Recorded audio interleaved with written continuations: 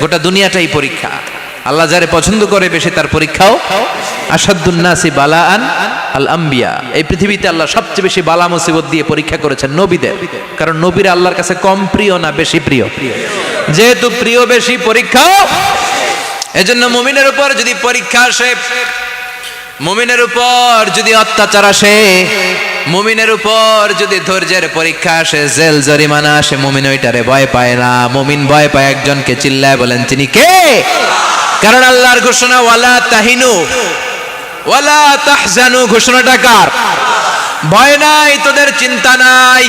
আনতুমুল আ'লাউনা in কুনতুম মুমিনিন, তোমরাই বিজয়ী হবা যদি মুমিন হও, যদি মুমিন হও।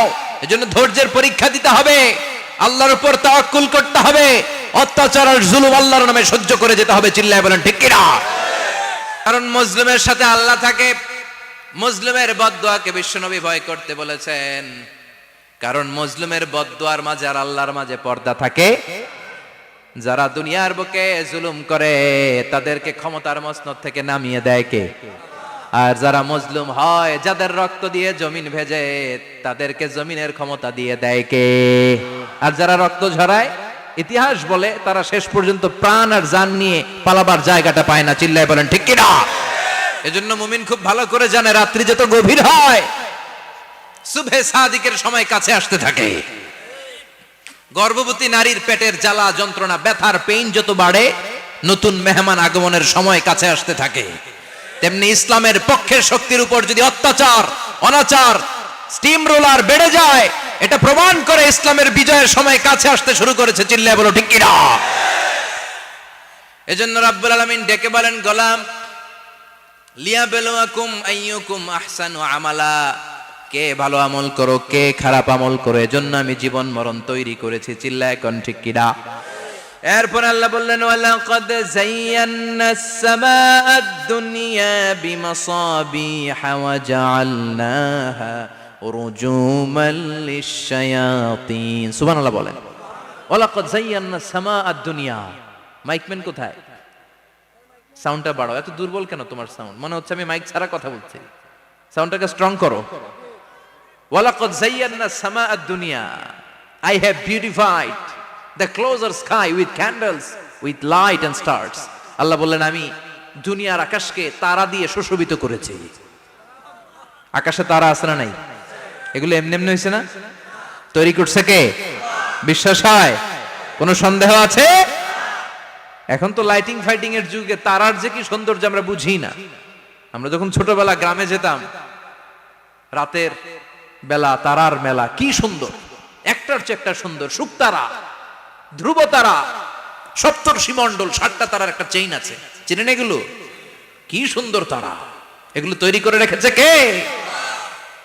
প্রথম আকাশের মহাশূন্যকে আল্লাহ এই তারকা দিয়ে বিউটিফাই করেছেন। ইটস এ ক্যান্ডেল, আল্লাহ সাজিয়ে রেখেছেন। আমরা খালি চোখে যেটা দেখি, এটা কিন্তু আকাশ না, এটা প্রথম আকাশ নয়। প্রথম আকাশ যে কত দূরে আমেরিকার নাসার বিজ্ঞানীরাও জানে না। খালি চোখে আমরা যা দেখি, এটা প্রথম আকাশের মহাশূন্য। এর অনেক অনেক অনেক উপরে প্রথম আকাশ।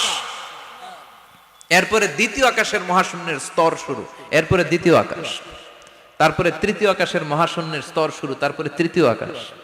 একটার চেয়ে আরেকটা বড়। প্রথম আকাশের চেয়ে দ্বিতীয় আকাশ কত বড় বলি, আপনার হাতের আংটিটা যদি সাহারা মরুভূমিতে আপনি ছুঁড়ে ফেলে দেন, পুরো মরুভূমির তুলনায় আংটি যত ছোট, আল্লাহর দ্বিতীয় আসমানের তুলনায় আল্লাহর প্রথম আসমানটা ঠিক তত ছোট।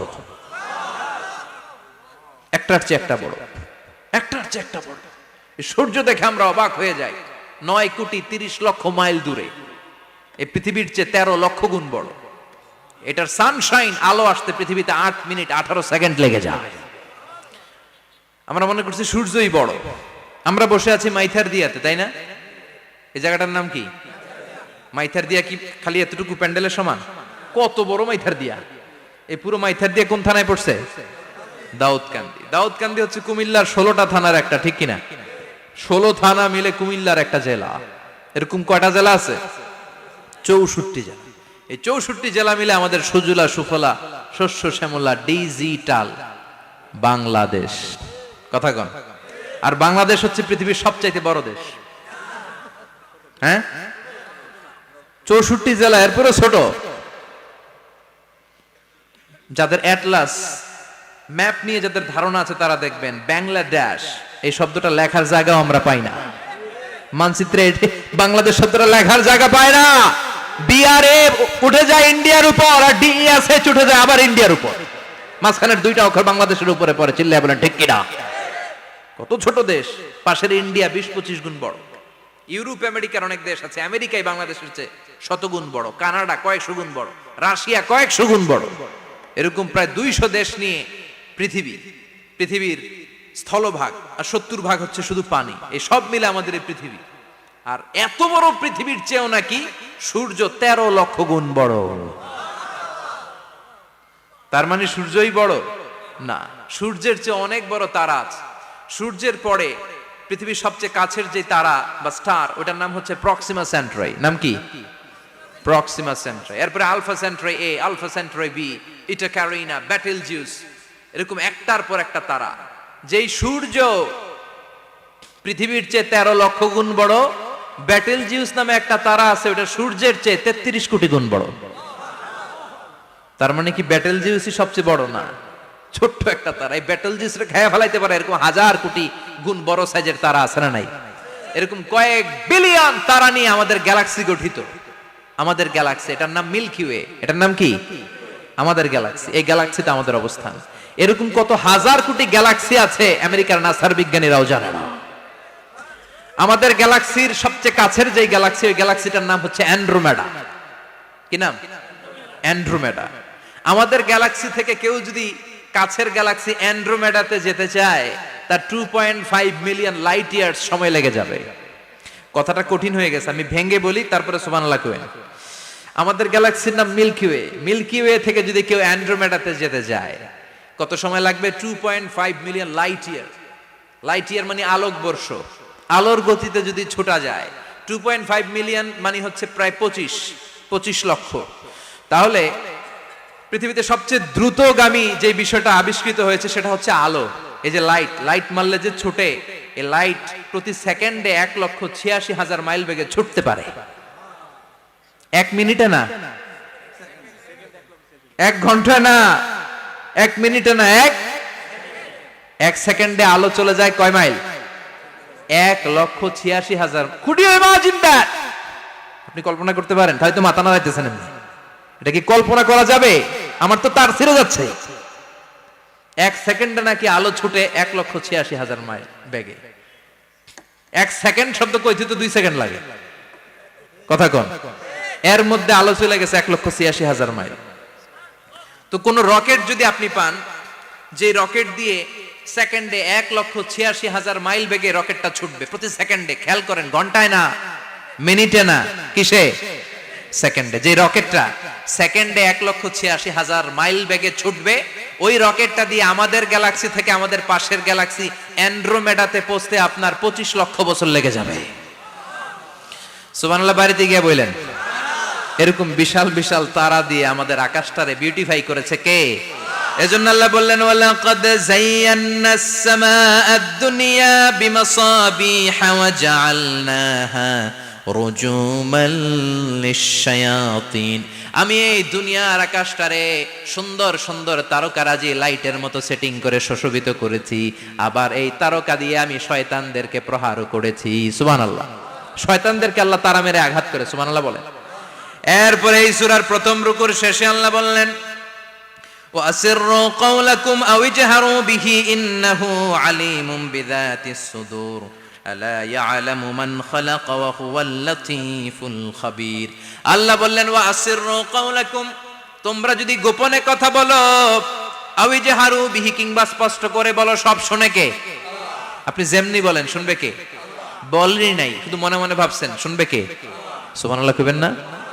সাত আকাশের উপরে, আরশের উপরে তার অবস্থান, সাত জমিনের নিচে কোন গোপনতম প্রকোষ্ঠে, কোন ছোট্ট বাক্সের ভেতরে যদি কোনো পিপিলিকা নীরবে হেঁটে যায়, আল্লাহ বলে আমি ওই পিঁপড়ার হেঁটে চলার পায়ের আওয়াজটাও শুনতে পাই। এজন্য কেউ যেটা শোনে না, শুনে কে?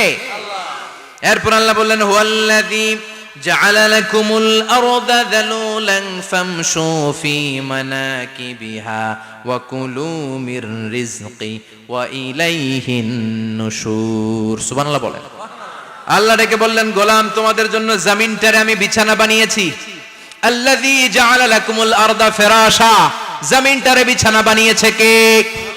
এই বিছানার মতো সমতল জমিন দিয়ে তোমরা হেঁটে বেড়াও, চলে বেড়াও, হেলে দুলে পড়ার সুযোগ নাই, ঠিক কিনা? এই যে মাইথার দিয়ে আর আজকের যে ময়দান, এটা যদি বিছানার মতো সমান না হয়তো বসতে পারতেন? কথা কন। এই ময়দানের প্যান্ডেলের এদিক দিয়ে উঁচা, এদিক দিয়ে গর্ত, এদিক দিয়ে নিচা, এদিক দিয়ে খাড়া, কেমন হইতো? কথা কন।